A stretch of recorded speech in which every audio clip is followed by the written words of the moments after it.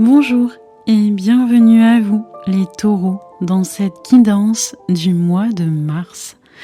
Bien sûr, si vous tombez sur cette guidance à un autre moment, dites-vous qu'elle est intemporelle et donc il y a des choses dedans qui peuvent vous parler. Vous ne tombez pas dessus par hasard.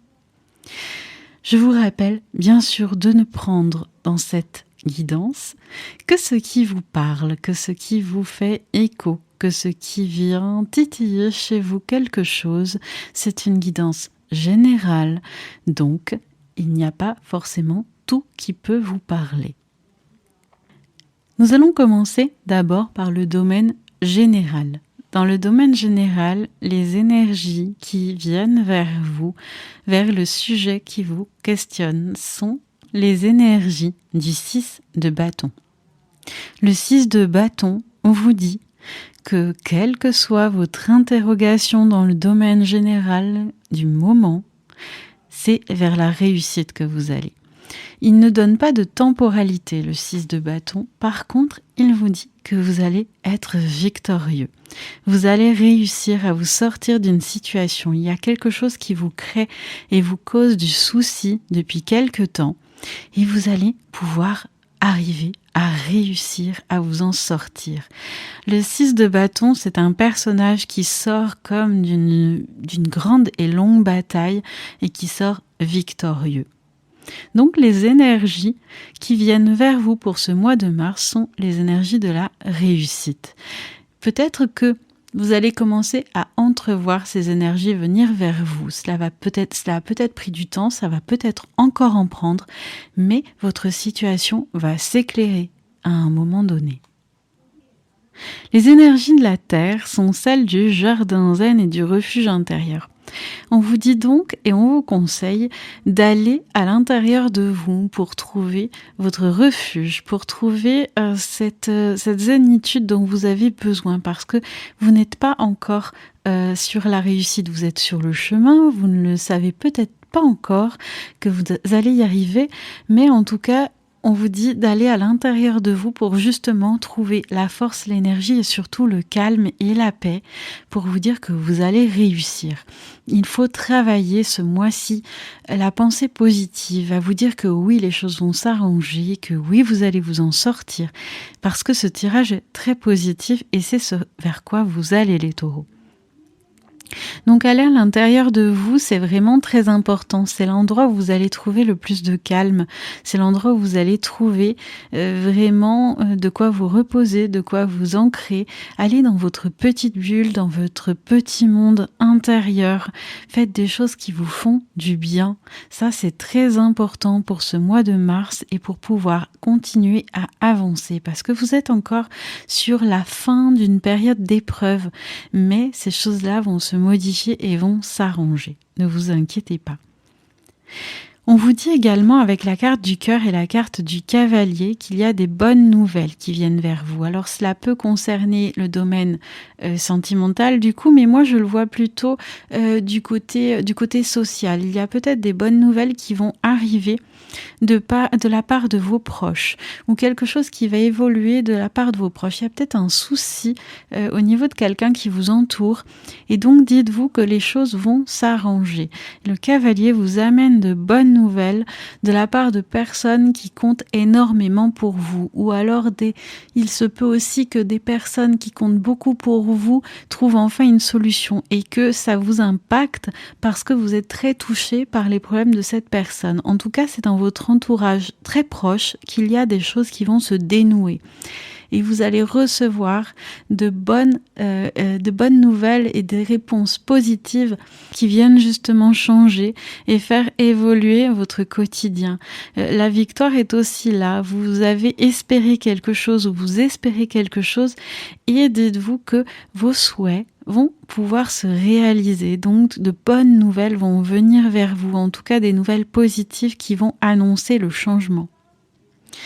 Ensuite, on a la naissance, on a le boomerang et on a le retour. Donc, il se peut pour moi que cela concerne peut-être quelqu'un vraiment de votre famille. C'est vraiment des personnes qui sont liées à vous. La naissance, ça peut être également que ces nouvelles vont modifier votre vie, vous permettre d'avoir une forme de renaissance dans votre quotidien, que ça va vous apporter des choses positives. Vous allez pouvoir retrouver des choses de votre passé, mais pas des choses négatives. Attention, puisqu'on a 2 fois la carte du retour, donc c'est vraiment quelque chose revient. Il faut y faire attention et en même temps, c'est assez positif parce que c'est vraiment des choses du retour de la vie, comme quelque chose que vous attendiez, que vous espériez depuis longtemps, qui va enfin venir vers vous, qui va enfin vous revenir. C'est une renaissance, il y a quelque chose qui va s'alléger dans votre vie, qui va s'alléger dans votre cœur et en fait, il y a des espoirs et des rêves auxquels vous ne pensiez peut-être plus, que vous aviez laissé de côté, qui vont revenir vers vous et vous dire, tu vois, c'est enfin arrivé, le moment est là. C'est un petit peu ça votre guidance du mois, c'est, voilà, l'espoir est là, ça a duré peut-être très longtemps, mais aujourd'hui, il y a des choses qui changent et vos espoirs sont enfin là.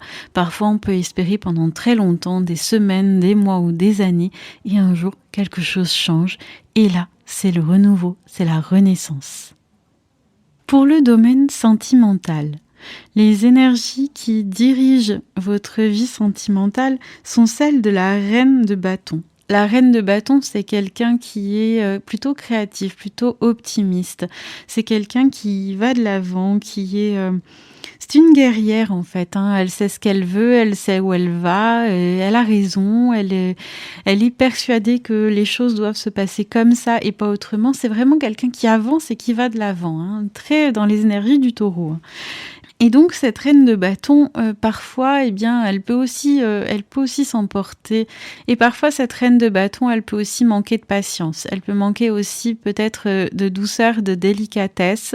Et donc parce qu'elle a l'impression que les choses n'évoluent pas, les choses n'avancent pas.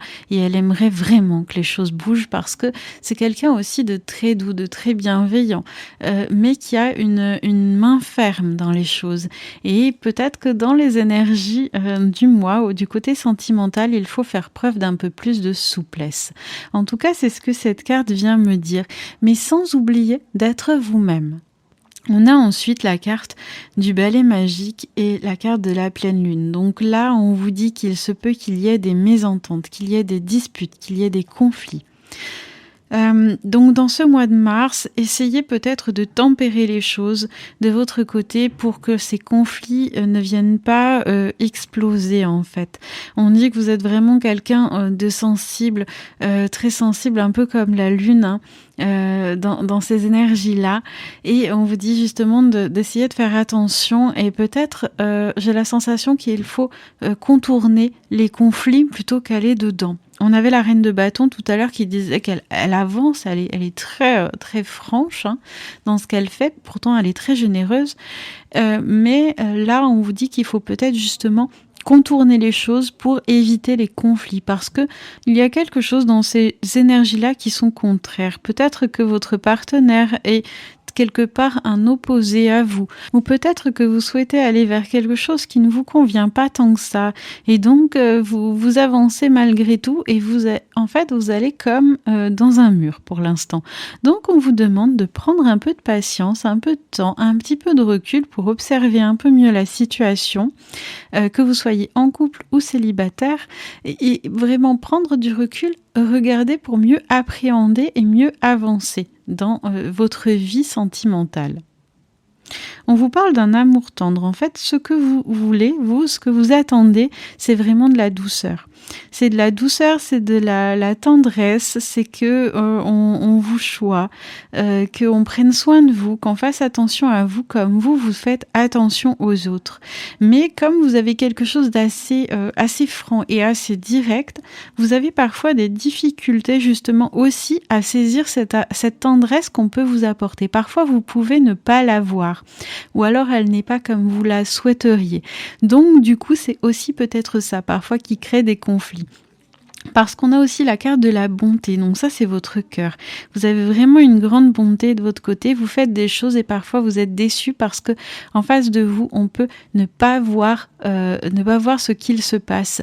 Et que vous soyez en couple ou célibataire ou que vous ayez une relation passée, vous avez peut-être ça, peut-être aussi c'est une blessure où on n'a pas vu, où on ne sait pas voir votre bonté du cœur. On ne voit que quelque chose de très frontal de votre part, que quelque chose qui avance parce qu'il faut diriger, parce qu'il faut avancer dans la vie, et au final on en oublie de voir que vous avez beaucoup de douceur, beaucoup de tendresse dans votre cœur et beaucoup d'amour. C'est comme si vous aviez une forme de carapace en fait, et que on ne se fie qu'à votre carapace et pas à ce qu'il y a dessous, comme si on n'était pas allé creuser à l'intérieur. Et on vous dit qu'il y a besoin d'apprendre. Alors peut-être pour votre partenaire qu'il a besoin d'apprendre et de vous apprendre. Donc peut-être lui ouvrir un petit peu votre carapace pour qu'il comprenne, pour que cette personne comprenne que il faut un petit peu creuser et voir que derrière tout ça, il y a quand même un besoin émotionnel qui est assez important parce que vous donnez beaucoup. Donc peut-être apprendre à l'autre, à prendre conscience de qui vous êtes, comme vous êtes. Et peut-être aussi vous apprendre pour pouvoir dévoiler un petit peu plus de cette tendresse qu'il y a en vous, comme briser un petit peu la carapace pour que justement il y ait moins de rapports de force et de conflits dans vos relations. On a enfin la carte conseil, la carte des déesses, donc c'est la carte de Rhiannon, la sorcière. Vous êtes un être magique, vous pouvez manifester vos intentions claires et les transformer en réalité. Donc là, en fait, pour ce mois de mars, les taureaux, on vient vous dire que vous pouvez manifester vos souhaits, vous pouvez manifester vos désirs les plus secrets, les plus profonds. Pour ça, vous pouvez faire vos demandes, vous pouvez faire vos vœux, prendre un temps pour vous méditer. Et en fait, on vous dit de travailler le pouvoir de l'intention. Ce que vous souhaitez, vous pouvez le manifester, vous pouvez le créer dans votre vie. Donc, si vous souhaitez recevoir plus de tendresse, plus de bonté, prenez ce recul nécessaire pour apprendre et comprendre l'autre également. Comprenez que l'on vous comprenne également, vous de votre côté. C'est comme une ouverture vers une énergie de circulation, comme s'il fallait que les énergies recirculent entre vous et votre autre, ou la personne que vous souhaitez attirer vers vous, afin justement de libérer les conflits et les choses qui ne sont pas en accord avec ce que vous attendez, ce que vous souhaitez. Donc vous êtes une magicienne et vous pouvez créer ce que vous souhaitez pour votre cœur. J'espère que cette guidance vous aura parlé, les taureaux. Comme je l'ai dit au début, ne prenez dedans que ce qui vous parle, que ce qui vous fait écho. Et si vous souhaitez avoir plus d'informations sur cette guidance, vous pouvez toujours prendre rendez-vous pour une guidance privée avec moi en me contactant soit par message privé, soit sur mon site dianeelalune.com. Je vous souhaite un bon mois de mars, les taureaux, et je vous dis à bientôt.